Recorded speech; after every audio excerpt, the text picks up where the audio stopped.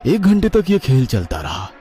अंत में हम दोनों थक गए और एक पेड़ के पीछे छिप गए। वहीं हमने बाकी 2-3 कब्रों को थोड़ा हिलते हुए देखा। वो भी बोल रही थी। अगर आपने माँ और पिताजी की बात सुनी होती तो ऐसा नहीं होता। माँ और पिताजी की वजह से ही हमारी जान गई है, ये भूल मत मालती। इस बातचीत को सुनने के बाद मुझे एहसास हुआ कि ये इस गांवकर परिवार का बेटा और बहू है, लेकिन कब्र की बात करना मन को रास नहीं आई। राजा इतना डरा हुआ था कि उसे समझ नहीं आ रहा था कि क्या करे। वह कानों में उंगलियां डालकर बैठा और कहा, मुझे कुछ सुनना नहीं है। दादा भूत हर जगह है और हम वही कर रहे हैं। इस शमशान से निकलने के लिए कुछ तो करो। हम अजीब चक्र में फंस गए हैं। इसे छलावा कहते हैं। इस समय को बीत जाने दो, फिर मौका मिलते ही हम यहाँ से निकलेंगे। 2 घंटे बीत चुके थे। हम कितना भी चले, हम उस कब्र के पास ही पहुंच जाते थे।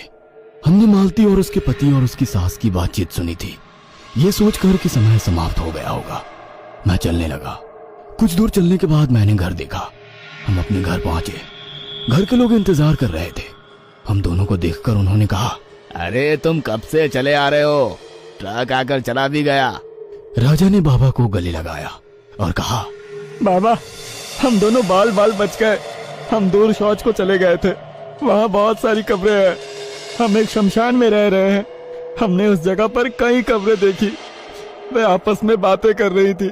हमने वहां से निकलने की कितनी कोशिश की, फिर भी हम घूम फिर के वापस वहीं पहुंच रहे थे। हमें वहां बोलने वाली कब्रें दिखी। अरे देर रात को ऐसी अनजान जगह नहीं जाना चाहिए, पर तुम लोग कहाँ मानते हो।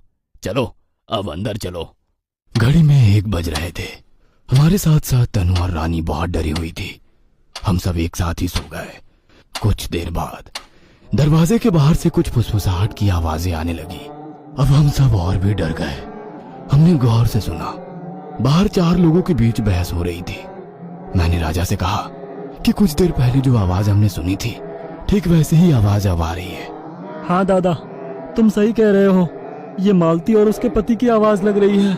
अब घर में एक एक व्यक्ति की नींद खुलने लगी। ये बाहर से कैसी आवाज आ रही है? कौन बातें कर रहा है?